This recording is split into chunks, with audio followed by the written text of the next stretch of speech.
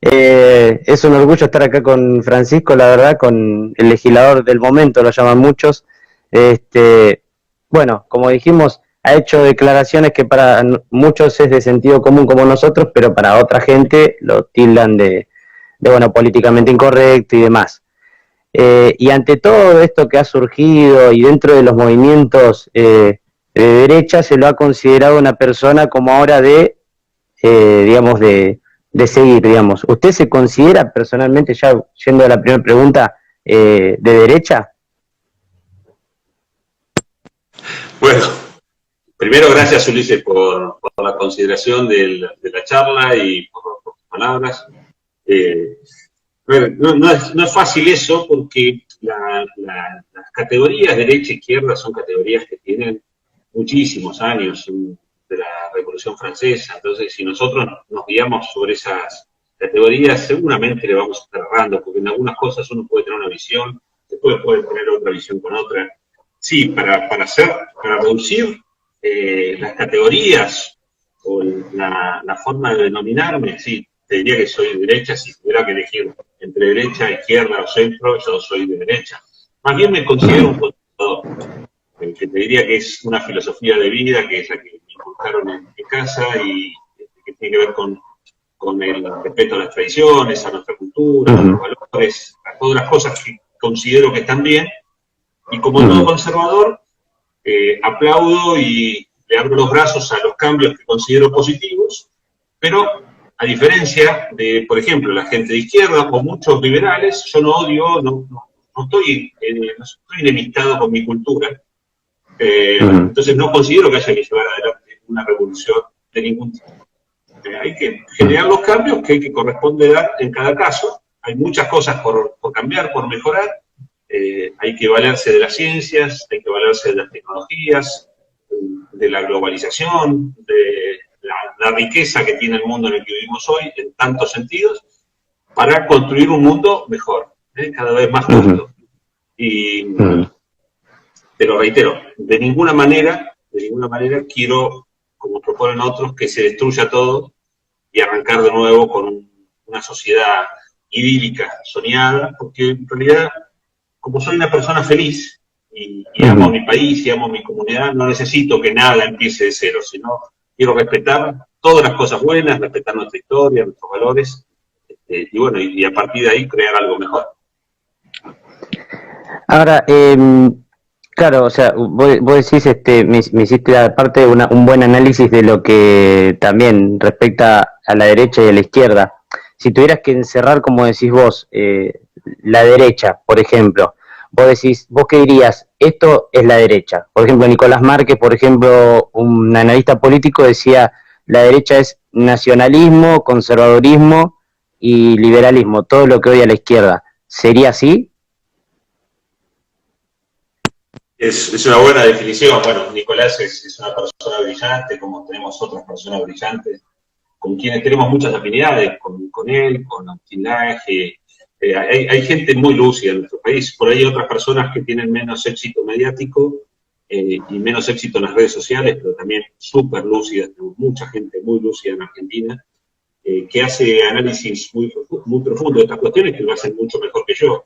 Sí, claramente, yo creo que más que hablar de nacionalismo, yo hablaría de patriotismo. Patriotismo como una cosa de amor a lo propio, a la tierra de los padres y la tierra también de nuestros hijos, que es nuestra tierra, lo que nosotros ponemos sobre ella, ¿no? Nuestra cultura, nuestros valores, que no detesta ninguna otra cultura, que aprecia, que valora otras culturas. Ser patriota no implica estar enemistado con los demás ni querer avanzar sobre los demás, sino amar lo propio. Y sí, yo creo que lo que él define en ese lado es algo que definimos muchísimo y aún sin definiciones demasiado profundas de lo filosófico, creo que adhiere a esa visión la enorme mayoría de los argentinos. A mí, por ejemplo, te sigo mucho en las redes y algo que me sorprendía mucho es, a diferencia de otros legisladores, la defensa tuya con respecto a la vida. O sea, lo dejaste muy expreso y Me gustaría saber cómo tomaste vos, siendo legislador nacional por la provincia de Neuquén, cómo lo tomaste el resultado de lo que sucedió en las votaciones. Bueno, está claro que el resultado es un resultado que no esperaba, no soñaba nadie. Recuerdo que del aborto se habla en Argentina hace muchos años. El aborto, lamentablemente, es una realidad hace muchos años en Argentina. Pero se ha ido incrementando esa realidad a través de esta fábrica de nuevos derechos que se han creado, ¿no? Parece que todos fueron derechos. Todo capricho, todo deseo se convierte de golpe en un derecho. Inclusive en este caso, un derecho pasando encima de otra vida. Y lo más grave, encima de la vida de un hijo. Yo creo que no puede haber cosa más grave que se legisle y se apruebe como sociedad. Y eso a mí me pone triste, me angustia, me hace mal. Eso desde lo emocional. Pero después como argentino creo que todos tendríamos que rechazarlo. Primero que acá hay una cuestión que no podemos negarla, ¿no? Si Amnistía Internacional en el año 2018 pagó una contratapa de New York Times, la pagó $1 millón, ¿cuánta plata habrá puesto ahora en el Congreso? Digo solamente Amnistía Internacional como una de las organizaciones motivadas en que Argentina se apruebe el aborto. ¿Cuánta presión hubo del Banco Mundial, del Fondo Monetario Internacional, de la ONU, de la OMS, todos los organismos supranacionales que tenían interés que en Argentina se aprobara el aborto? ¿Cuánta presión hubo ahí? ¿Cuánta presión hubo económica de parte de, por ejemplo, Fundación Huésped? Fundación Huésped es una subsidiaria de Open Society, una fundación de George Soros, a la que George Soros le inyectó hace poco tiempo $18.000 millones, ¿no? Una platita. Con esa plata no solamente promueven ciertos movimientos políticos, por ejemplo, en África, en el norte de África, la primavera árabe, no solamente promueven y financian movimientos separatistas en España, atacan a la soberanía de Hungría, de Polonia, presionan a través de funcionarios, con muchísimo dinero también, funcionarios públicos y funcionarios de estos organismos internacionales, sino que también presionan y incentivan económicamente a funcionarios públicos de toda la Europa, ¿no? Y así que claramente acá hay un ataque no visible, no visibilizado y no difundido con mucha claridad, con toda la claridad que correspondiera, hacia nuestra soberanía, nuestra capacidad de decidir como pueblo soberano. Y eso, además de la angustia que me provocaba lo anterior, esto me da bronca. Y obviamente, cuando uno es violentado, es toqueteado, manoseado, lo que nace es generalmente una reacción. Y yo creo que los argentinos necesitamos tener una reacción muy contundente, muy fuerte. Pero para eso tenemos que saber qué es lo que está pasando. Y yo creo que hay una gran ignorancia, ¿no? Una enorme ignorancia que uno de mis objetivos es que esa ignorancia se termine, ¿no? Y creo que es importante difundir estas ideas porque es lo que nos va a hacer realmente más libres. Es increíble, la verdad, escuchar a un funcionario al fin todas estas ideas que llevaba un pensamiento desde las redes sociales y que nunca se veía en la política o un político de corte ya de llegada nacional a que diga estas cosas. Y también me gustaría saber, viéndolo como un referente pro vida, ahora, ¿cómo se sigue con la lucha contra el aborto? Si bien ya hay provincias que lo rechazan o ya ha habido algunos amparos en algunas provincias, también hay que entender que ahora cómo se encara una ley, cómo se puede seguir después de lo que fue básicamente una derrota contra el establishment. Mirá, primero es una derrota de una batalla. La discusión continúa. Nosotros tenemos que dar como Argentina a este tipo de imposiciones y a gobiernos siniestros y dirigentes siniestros que anteponen sus intereses personales y hasta económicos por sobre los intereses del bien común. Entonces, los argentinos tenemos que no perder la esperanza, a pesar del golpe que nos asestaron, y tenemos que continuar la lucha unidos tras de los lemas que nos ordenan. Entonces, yo tengo un proyecto de ley que lo tengo para presentarlo apenas publiquen la ley de promoción del aborto. Bueno, yo lo que tengo es un proyecto de ley para derogarlo. Además de eso, estamos trabajando con los legisladores en un proyecto de plebiscito también para que sobre este tema opine el pueblo argentino, qué piensa sobre el aborto.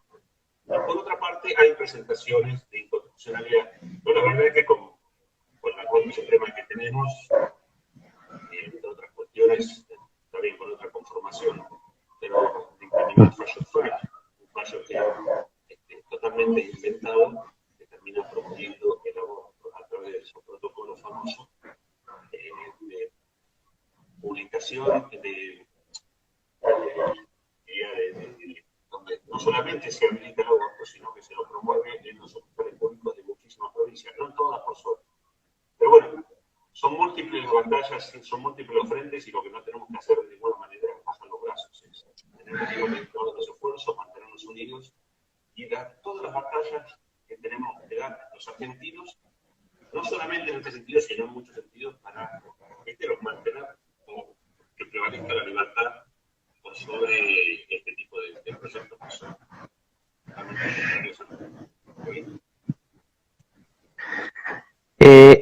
justamente me sorprendiste con lo de los proyectos de ley. Me gustaría saber si cómo sería alguien que está del otro lado y usted que está dentro de lo que es la legislatura, cuándo se van a tratar, si ya tienen fecha o tiene que pasar alguna comisión o algo como para que ya se puedan tratar esos proyectos que son bastante interesantes. No, a ver, para que se trate primero tiene que tener ingreso a partir del 1 de marzo, que con el inicio de sesiones ordinarias. Ahí se ingresa y se podría tratar en comisión.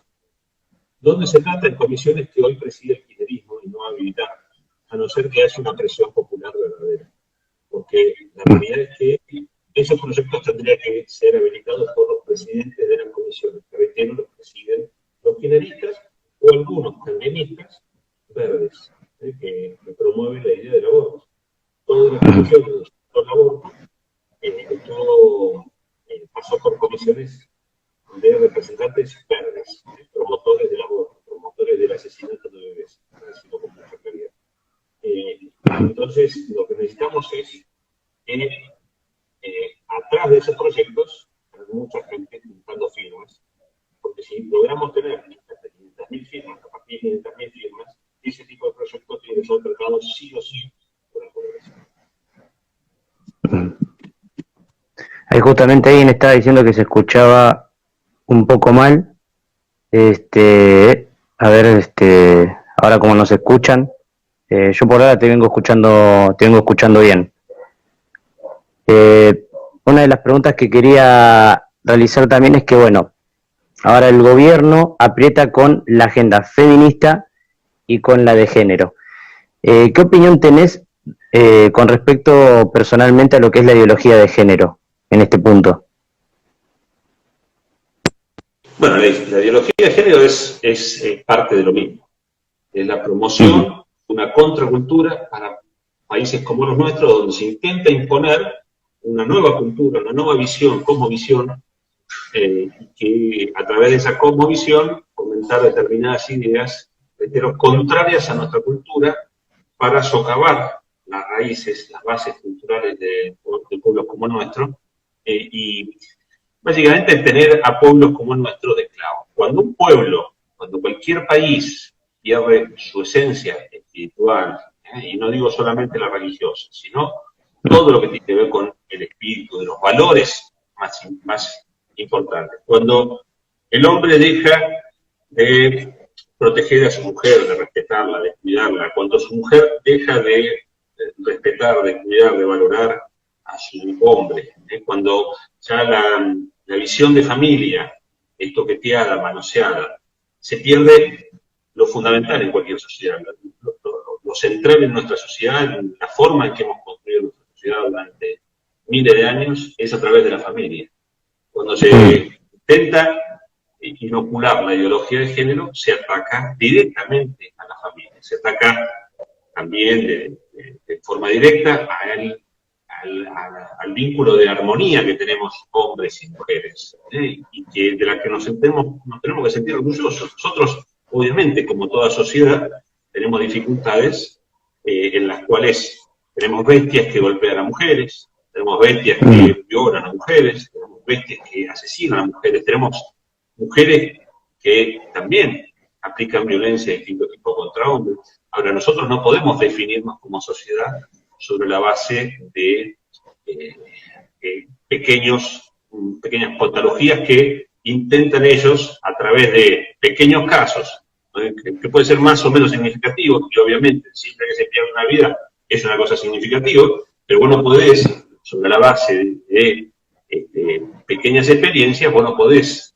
tratar de aplicarlo a todo el contexto. Bueno, eso es lo que se trata de hacer. Por otra parte, se intenta imponer una cosmovisión, como decía recién, sobre la base de una ideología que nada tiene que ver con nuestros valores y que nada tiene que ver con la naturaleza, que en definitiva, si no les gusta nuestros valores, bueno, vayamos a la ciencia, vayamos a lo que dice efectivamente las distintas ciencias que definen lo que es un hombre, que definen lo que es una mujer, y que definen que también a lo que es un hombre y lo que es una mujer puede existir cuestiones patológicas que escapen a lo que es un hombre y lo que es una mujer. Eso también está, esto también existe, y ha existido siempre.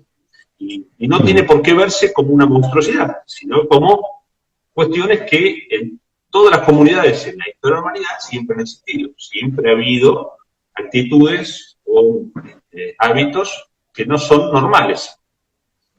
Siempre hay que aceptarlos, siempre hay que proteger a cualquier hábito que no es normal. Ahora, nosotros no podemos, sobre cosas, de nuevo, sobre cosas particulares, no podemos hacer generalidades.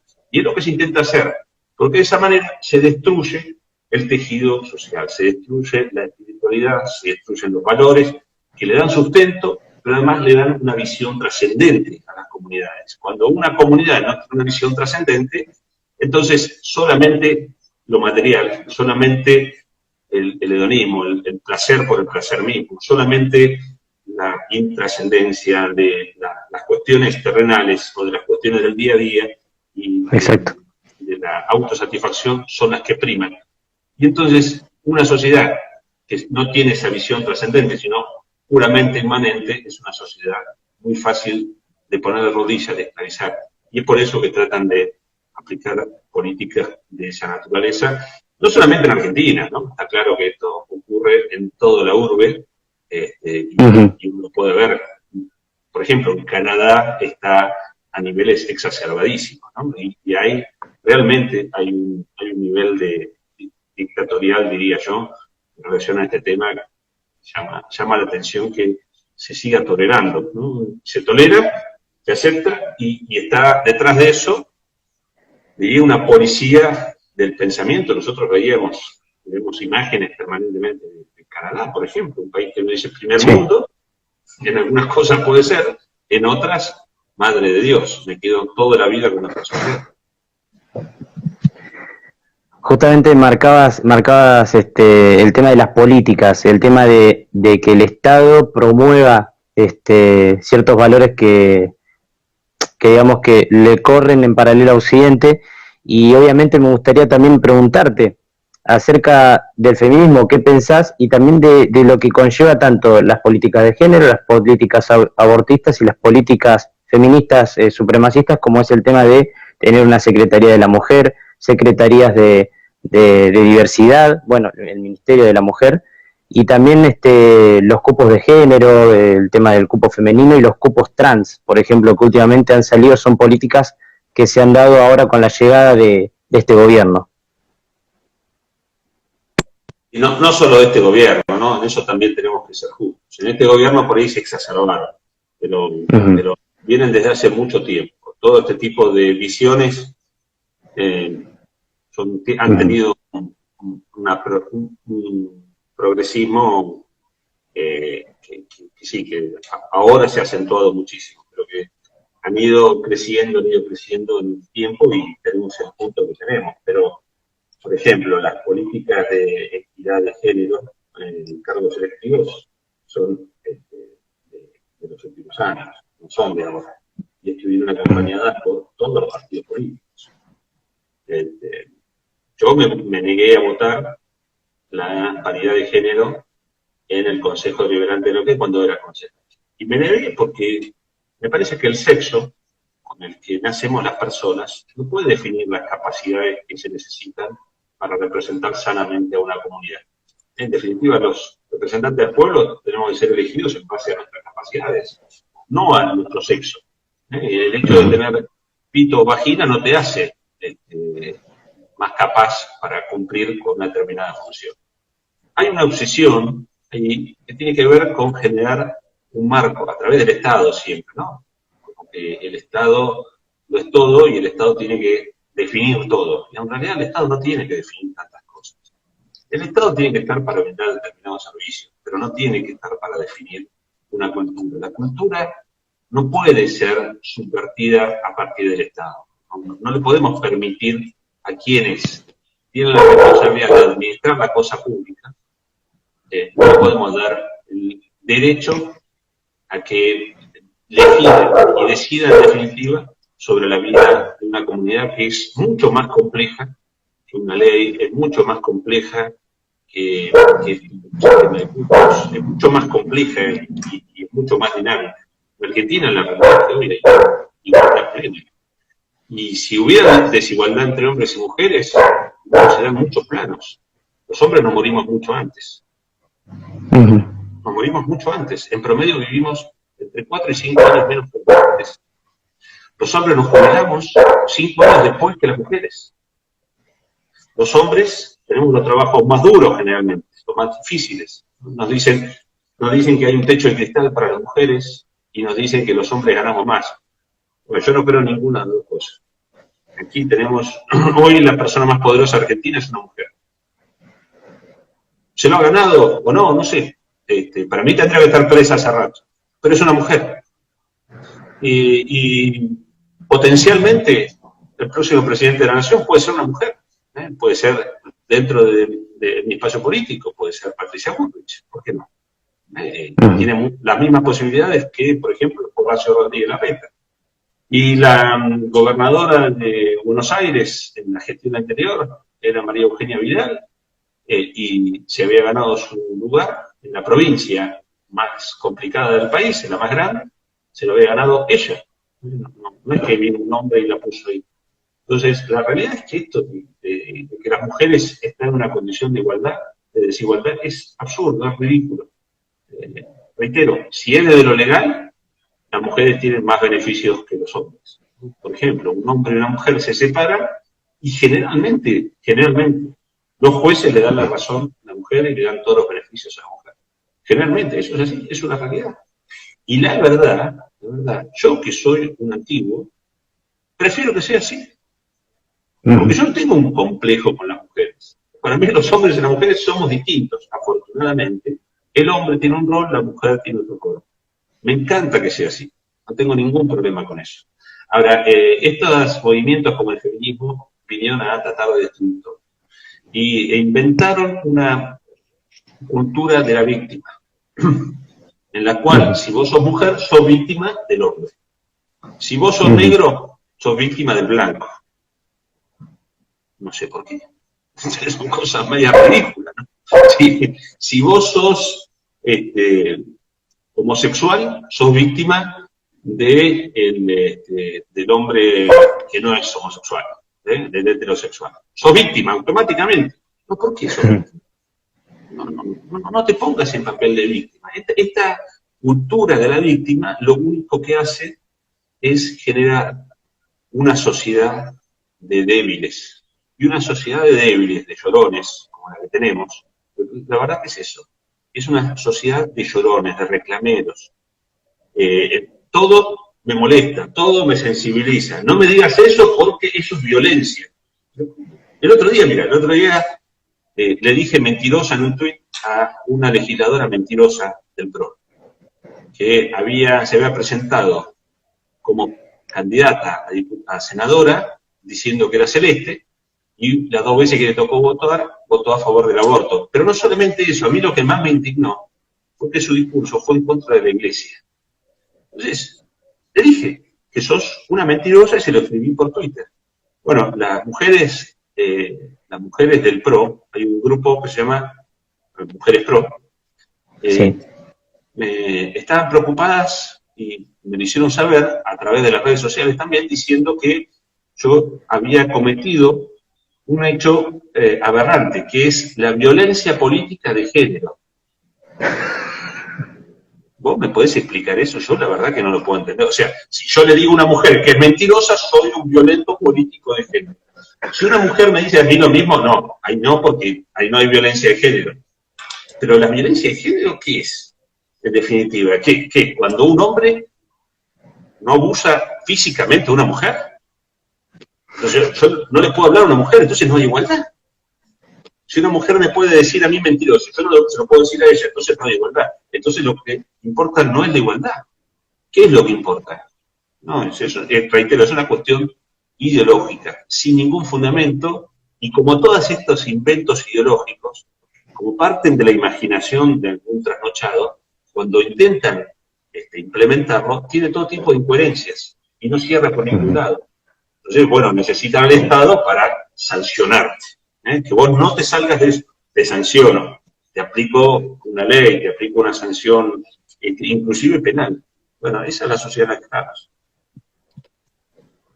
La verdad que justo encima agarraste algo de lo que yo encima te quería preguntar, porque por tu manera frontal de hasta enfrentar a tus mismos compañeros de partido, de interbloque, ser tan frontal, tan transparente, también quería ver qué autocrítica hay, porque digamos, ese sector que hoy en día te defiende a vos y que le reclama mucho a lo que sucedió con el gobierno de Macri, que es el votante, como yo llamo, de derecha, que después le soltó la mano y que después hasta lo trató a Juntos por el Cambio y a muchos, sacando, por ejemplo, como vos decías, a Patricia Bullrich, que el sector de la derecha lo saca de ahí porque dice, no, ojo, vos hiciste el papel que tenías que hacer.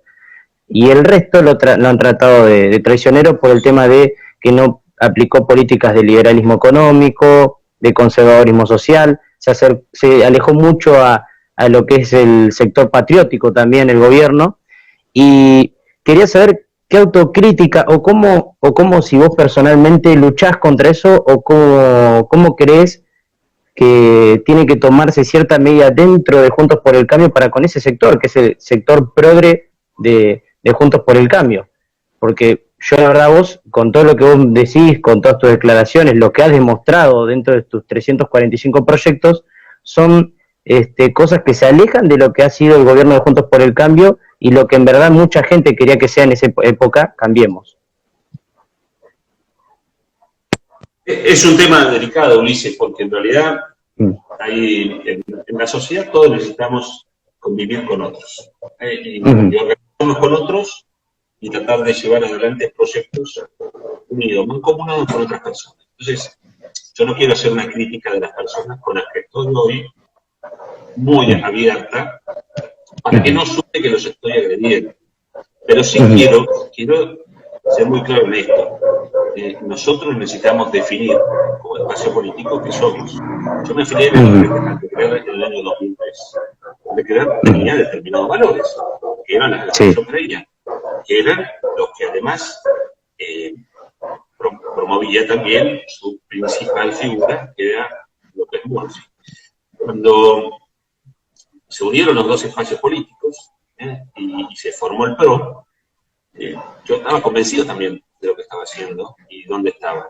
De hecho, en el 2013 fui elegido presidente del PRO en la provincia de Neuquén y fui presidente hasta el 2017. Después, la verdad que en la gestión de gobierno, cuando uno tiene que gobernar, a veces tiene que tomar medidas con las que no simpatiza del todo, pero uno gobierna para todo el mundo.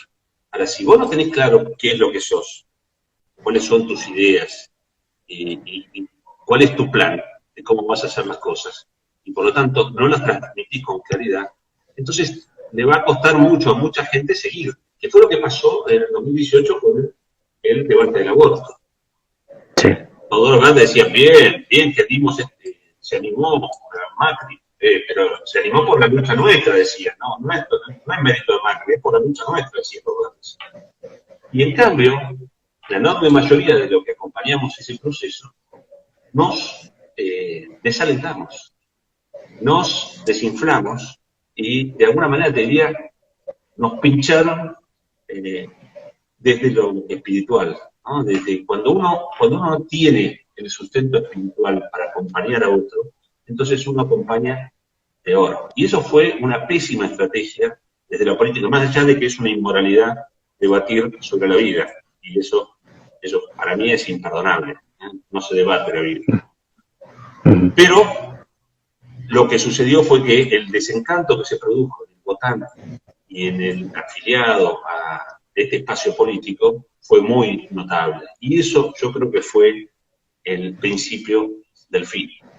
Porque vos no podés afectar el espíritu de tu sector político, porque ahí te dejan de seguir, te dejan de acompañar y quedas solo. Que fue un poco lo que pasó. Entonces, nosotros tenemos que definir con mucha claridad qué es lo que somos.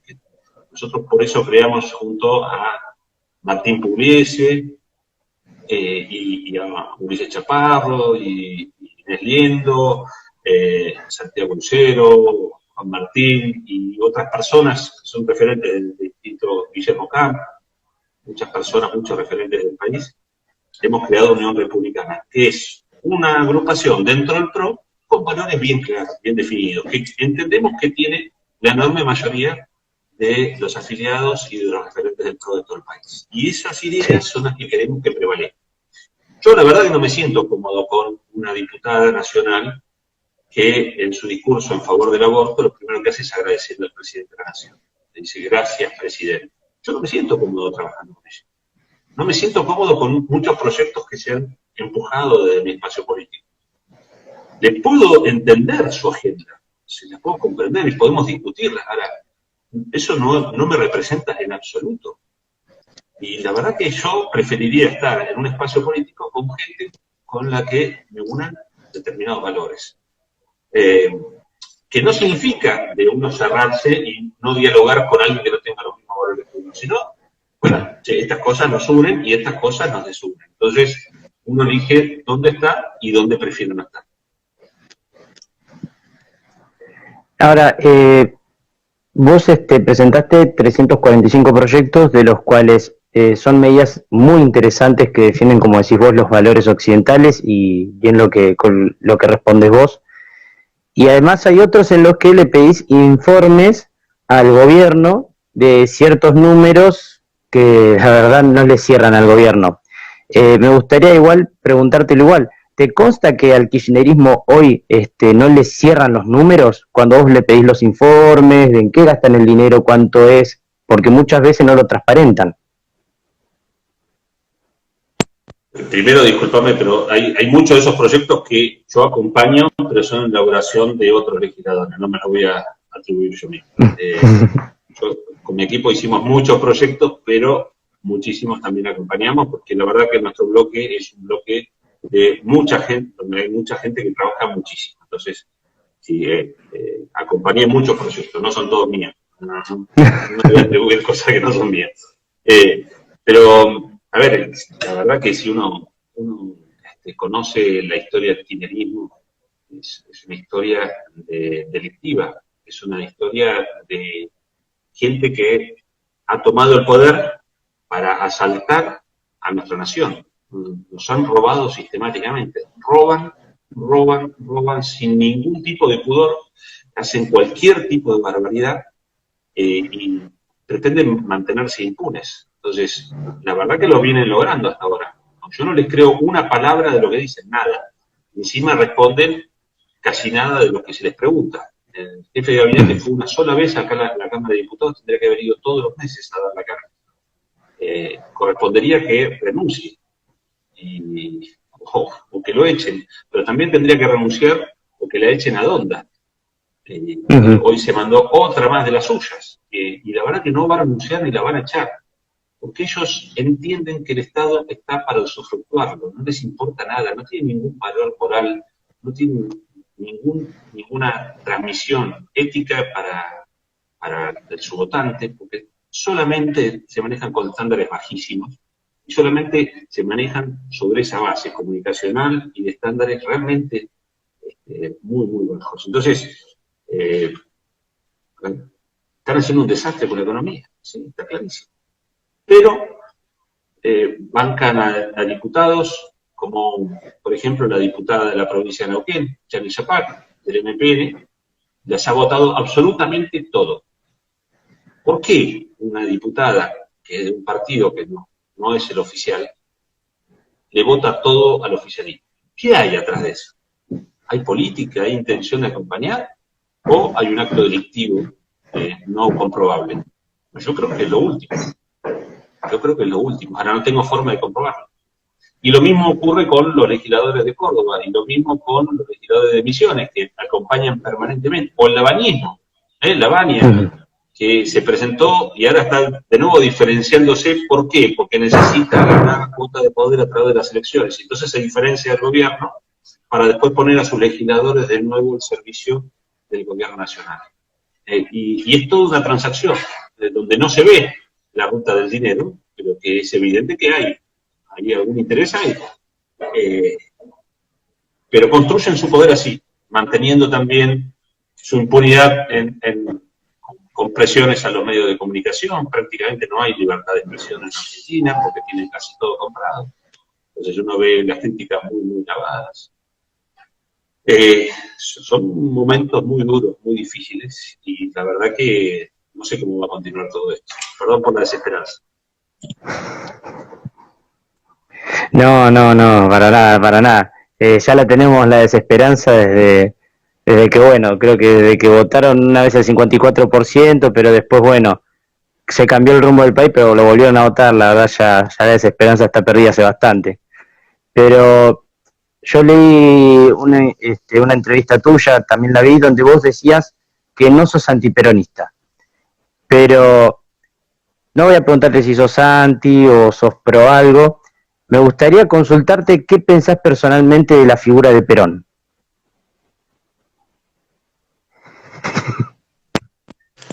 Sos malo, ¿eh? No, a todas las personas hay que juzgarlas de acuerdo a las situaciones en las que vivieron, en las que estuvieron. Y el mundo en la década del 40, de 1940, y a partir de 1943, que es cuando él toma un protagonismo mayor, era un mundo que estaba en conflicto permanente.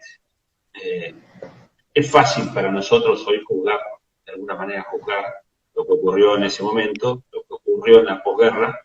Nosotros podemos decir que en el 45 se abre, y sí, ya definitivamente, un mundo que está cruzado por la Guerra Fría entre Estados Unidos y la Unión Soviética, ¿no? Y los dos grandes ejes a nivel global. Y Argentina, a partir de Perón, la gambeteó bastante bien. En eso, desde la materia geopolítica. Había una tercera posición que yo creo, entiendo y respeto, valoro, que es la que Argentina tenía que tomar. También creo que se hicieron algunas cosas bien en cuanto a reconocimiento de derechos de sectores históricamente marginados en Argentina.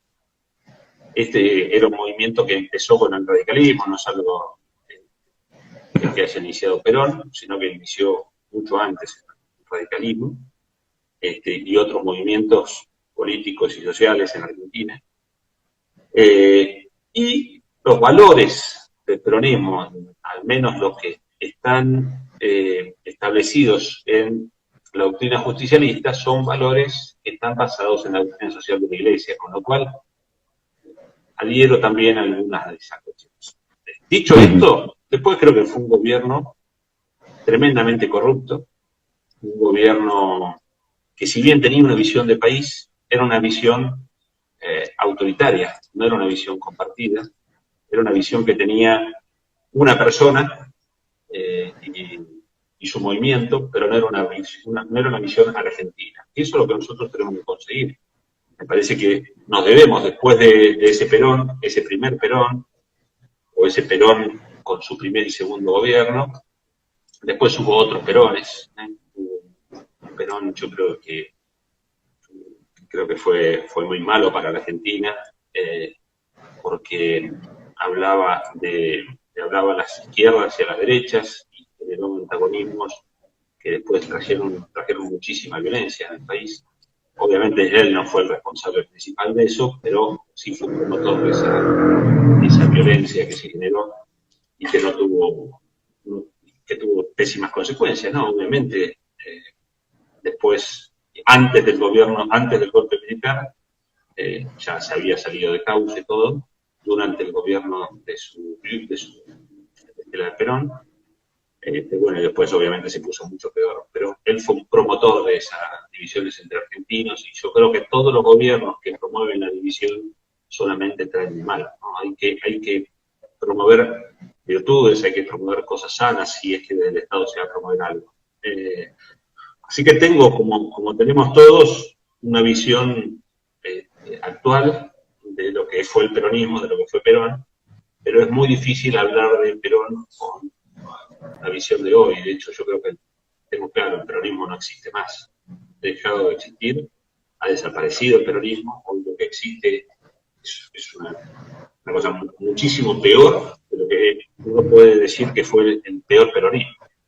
El kirchnerismo es, sin dudas, lo peor que uno puede tomar del peronismo, y está exacerbado y está produciendo a los argentinos a partir del nombre del peronismo, usando el nombre del peronismo. Bueno, nos están cometiendo todo tipo de barbaridades y las estamos sufriendo todos. Pero bueno, te reitero, es muy difícil hacer un análisis hoy, como lo mismo hablar de Rosas hoy. Claro, si uno se queda con la visión de Rosas de hoy, uno dice que hay muchas cosas que se hicieron que estaban mal. No ha sido Urquiza. Yo, Urquiza, por ejemplo, te diría, siempre Urquiza, en cualquier circunstancia, te diría que es el gran traidor de la historia argentina. Pero bueno, esa es una visión mía también. Me gustó, me sorprendió con lo de Urquiza, me gustó. Quería saber, bueno, justamente ahí había uno que decía Sánchez presidente. No le voy a decir si se va a candidatar para presidente, pero sí me interesa, si obviamente le queda hasta el 2023, ¿no? Pero ya en su cabeza usted está pensando seguir en la labor legislativa a lo largo plazo, o si se mimetiza como diciendo, bueno, quizás pueda lanzarme en un futuro para gobernador de Neuquén, o decir, bueno, no, yo me voy a correr de la política después, ya me cansó, hay muchas opciones. Mirá, no te voy a mentir, porque todo el mundo dice que no lo está pensando y que no es. Yo tengo 5 hijos, de los cuales 4 dependen de mí, y siempre estoy pensando en mi futuro y en el futuro de mi familia. Siempre lo pienso. Estoy permanentemente pensando en eso. En cómo vamos a vivir, porque la verdad que yo no tengo otros. Tengo unos ingresos de la lista de diputados, nada más, y vivimos de esto. Como mi mujer es profesional y tiene su trabajo también, tiene su consultorio, pero nosotros estamos lejos de ser una. Entonces vivimos el día a día como vive todo el mundo. Y a mí no sé qué voy a hacer el día de mañana. Me preocupa a mis hijos, me preocupa el bienestar de mi familia. Dicho esto, que obviamente, te reitero, siempre estoy pensando, mi prioridad en la política está puesta en algo para que le sirva a los argentinos. Yo no tengo un lugar, yo creo que tengo muchas, pero no tengo la virtud de ocupar cargos altísimos a nivel nacional. No la tengo, esa es una realidad, y uno tiene que aceptar sus limitaciones. Mal, ¿no? Habemos personas para distintas cuestiones. Yo intelectualmente tengo limitaciones, como puede tener cualquiera, no soy un bruto, tengo claro que no soy un bruto, pero tengo limitaciones. ¿En qué soy muy bueno? Yo soy una persona muy decidida, que trabaja mucho, que sabe lo que quiere. Soy una persona que me manejo en base a mis valores, que trato de no defraudar a la gente que me quiere, que me valora, que me respeta, y tampoco defraudarme a mí mismo. Soy una persona de fe, y fui educado con determinados valores, y son los valores que me rigen, pero además soy una persona muy valiente. Entonces, ¿por qué menciono esto? Porque yo siempre voy a ir para adelante, y no me importan las consecuencias, yo voy para adelante. Y con eso espero que otras personas se animen también y vayan para adelante, y que haya personas de mi generación y generaciones posteriores a mía, jóvenes como vos y también más jóvenes, que se animen cada vez más a dar la cara, cada vez más a avanzar, a decir lo que hay que decir, y podamos tener una sociedad mejor sobre la base de pelear por lo nuestro. Entonces, en eso sí me veo, construyendo junto a otros, al lado de otros, empujando a otros, tironeándolos a otros también, porque, bueno, es parte de lo que uno elige hacer.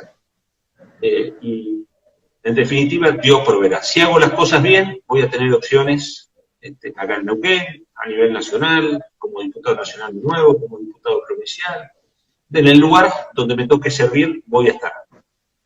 Obviamente, como te decía recién, pienso en mí, no te voy a mentir, pienso en mí, todo el tiempo pienso en mí, en mis hijos, en mi bienestar y en el de mis hijos, pero estoy pensando mucho más allá, pienso en mi patria, y eso realmente me devela y es lo que me quita el sueño. Me sorprende porque no esquiva ninguna pregunta, no esquiva ninguna pregunta.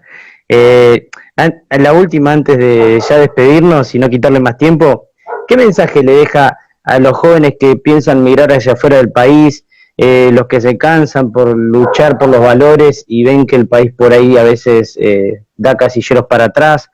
Y además, bueno, los chicos que, por ejemplo, también dicen ya no confío más en la política, o gente también grande que hasta ya llegó a un punto en el que te dice no, yo no voy a votar a nadie o impugno mi voto de cara al 2021, 2023 y lo que se venga.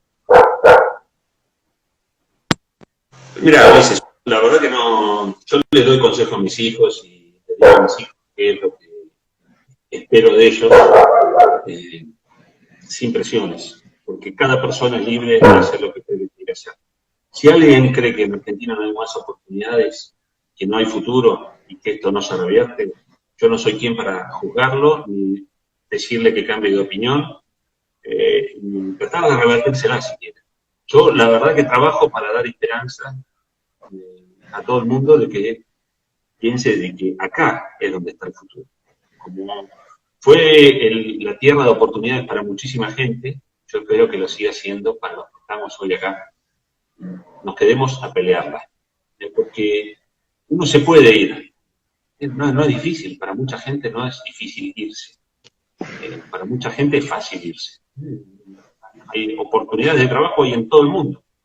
Uno se va a Italia, a España. Hablaba con un amigo que vive en Italia y que le está yendo excelente, muy bien. Y es un señor de mi edad. Y se fue con una mano atrás y otra adelante, y hoy le está yendo muy bien, tiene 3 casas, tiene su empresa de construcción, le va realmente bien. ¿Yo cómo le puedo decir a alguien que no haga eso? No se lo puedo decir. Sí, lo que quiero decir es, yo la voy a pelear acá, y la voy a pelear toda mi vida acá. Voy a hacer todo lo posible para que mi patria salga adelante, porque la amo, porque es la tierra donde Dios me hizo nacer, y yo, como gratitud hacia el Señor, pero también gratitud hacia mis padres, gratitud hacia mis abuelos, gratitud hacia mis hermanos, a tanta gente que me ha enseñado tanto. El otro día me encontré con mi primer jefe, Hernán Ojeda, un amigo, perdón que no sé, pero una persona que me enseñó tanto. ¿Cómo yo no voy a hacer honores a ellos haciendo todo el esfuerzo posible aquí en mi patria? Yo me siento en el deber de hacerlo, pero además de construir para que otros sientan que acá realmente hay alternativas de futuro. Ese es el desafío que tenemos quienes nos quedamos, quienes estamos convencidos de que esta tierra de oportunidades tiene que volver a ser una tierra de oportunidades. Y yo veo muchísimos jóvenes arremangándose hoy mismo, peleándola, como vimos en las marchas prohibidas de todo el país, pero también como vemos a muchísimos jóvenes participando dando la batalla de ideas, en las redes sociales permanentemente uno la ve, tantos jóvenes brillantes, tantos jóvenes entusiastas, con ganas, comprometidos. A mí eso me da esperanza y me da mucho más ánimo para pelear. La verdad que agradecerle por haberme dado la nota, agradecerle la verdad por las ideas que promueve y desde un sector muy importante como es la legislatura. Y la verdad que, sin más preámbulo, muchas gracias.